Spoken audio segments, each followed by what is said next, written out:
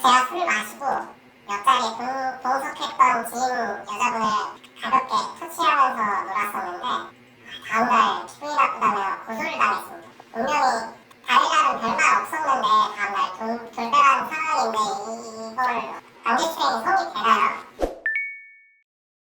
네, 성립 가능합니다. 강제추행은 법 조문상으로는 폭행, 협박으로 사람에 대해서 추행을 한 자라고 되어 있는데 그 의미는 폭행, 협박을 가해서 곤란하게 한 후에 추행행위를 하는 것을 의미합니다. 그런데 판례에서 기습 추행도 처벌을 하고 있습니다. 즉, 폭행행위 자체가 추행행위로 인정되는 경우인데요. 말씀하신 경우는 이에 해당할 것 같습니다. 질문하신 내용 중에 당일에는 별말이 없다가 다음날 돌변했다는 말도 하셨는데 이런 생각은 사실 내 입장에서 하신 것이고 상대방 입장에서는 사건 발생 당시에도 불편함을 느꼈지만 다른 이유로 그 자리에서는 강하게 표현하거나 항의하지 못하였다가 이후에 신고를 할 수도 있는 것입니다. 사건 발생 직후에 강하게 저항하거나 비명을 지르고 곧바로 112에 신고를 하고 그 자리를 벗어났어야만 하는 것은 아닙니다. 이런 것들은 피해자에 대한 잘못된 통념이라고 보는데요. 사건 발생 직후에 피해자의 태도 또한 유무죄를 판단하는 기준 중 하나이기는 하지만 이런 반응을 보여야만 피해를 입은 게 맞다고 판단하는 것은 옳지 못하고 실제로도 그렇게 적용되고 있습니다. 제가 공무원 준비 중인데 전과가 생기면 안 될 것 같은데 무혐의 기소유예 둘 중 하나라도 나올 수 있나요?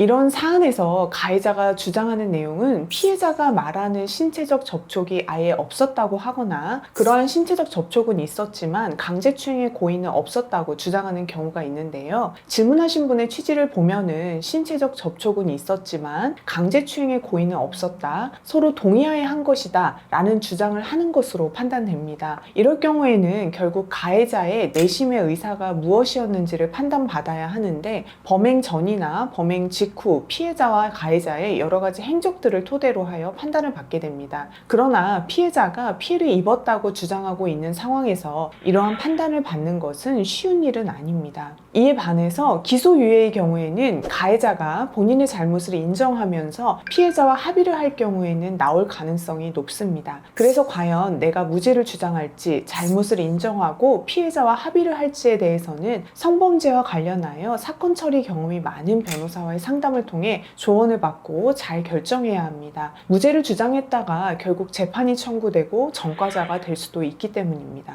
인터넷에 찾아보니까 아직 좋은 대학을 다니고 있으면 형을 낮춰주는 경우가 있던데 이게 감형이 되나요?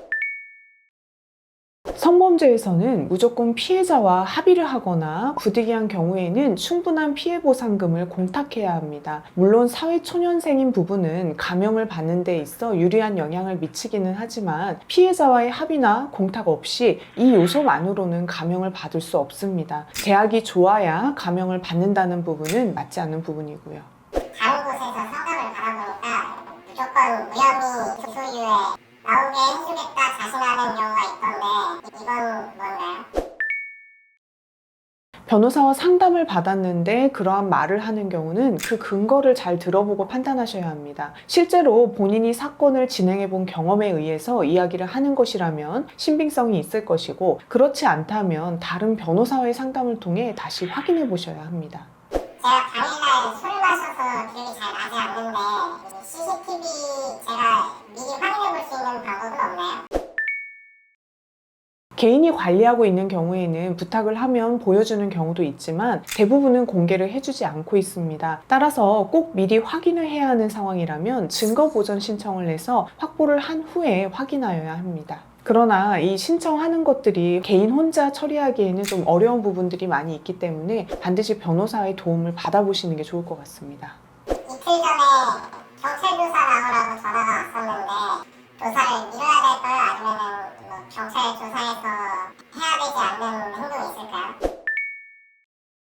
경찰 조사를 나오라는 연락을 받으셨다면 먼저 정보공개 청구를 해서 고소장을 확인하고 변호사와 함께 조사를 받으러 가겠다고 하시고 조사 일정을 미루셔도 됩니다. 경찰 조사에 가서 주의해야 할 점에 대해서는 제가 이전에 촬영해 놓은 영상이 있으니 참고하시면 될 것 같습니다. 경찰 조사에 동행한 변호사님이 어떤 도움을 주실 수 있나요? 중요한 몇 가지만 말씀을 드리면, 조사할 때 수사관이 하는 질문을 제대로 이해하지 못한 경우에 이를 설명해주고 어떤 내용을 말하면 될지 조언을 해드리고, 조사 시 불필요한 말을 하지 않는 게 중요한데, 그러한 경우 옆에서 불필요한 말을 하지 않도록 조절해드리고 있고, 무엇보다 제일 중요한 것은 조사가 끝나고 조사한 내용을 출력한 후에 검토할 시간을 주는데, 이 시간에 조서에 적힌 내용을 같이 보면서 잘못 말한 내용이나 잘못 기재된 내용, 오해를 불러일으킬 수 있는 내용들을 함께 수정하고 있습니다. 오늘 말씀드린 내용을 참고하시면 되고, 도움이 필요하시면 상담 전화로 문의 주세요.